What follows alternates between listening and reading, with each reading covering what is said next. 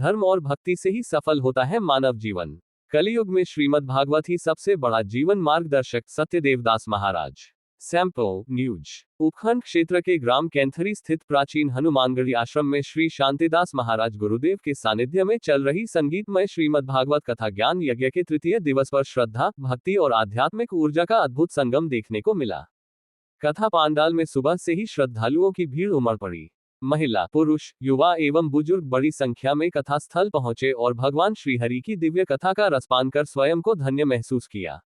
कथा व्यास पूज्य सत्यदेवदास महाराज ने अपने ओजस्वी एवं मधुर प्रवचनों में भीष्मकृत भागवत स्तुति, महाराज परीक्षित के आदर्श चरित्र, परीक्षित द्वारा कलियुग के दमन तथा ऋषि श्रृंगी द्वारा महाराज परीक्षित को दिए गए शाप सहित अनेक महत्वपूर्ण प्रसंगों का विस्तृत एवं भावपूर्ण वर्णन किया।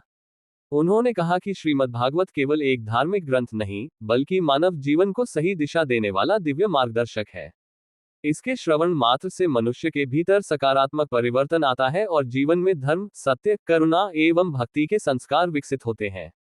महाराज ने कहा कि राजा परीक्षित एक आदर्श शासक थे, जिन्होंने धर्म की रक्षा के लिए कलियुग को दंडित किया, लेकिन भगवान की आज्ञा से उसे केवल उन्हीं स्थानों पर रहने की अनुमति दी जहां अधर्म, मदिरापान, जुआ, हिंसा और स्वर्ण के प्रति अत्यधिक लोभ हो।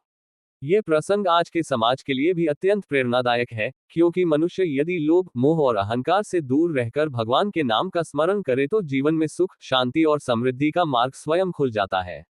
उन्होंने कहा कि ऋषि श्रृंगी द्वारा मिले शाप को भी महाराज परीक्षित ने ईश्वर की इच्छा मानकर स्वीकार किया और अंतिम समय में श्रीमद् भागवत कथा का श्रवण कर मोक्ष की प्राप्ति की।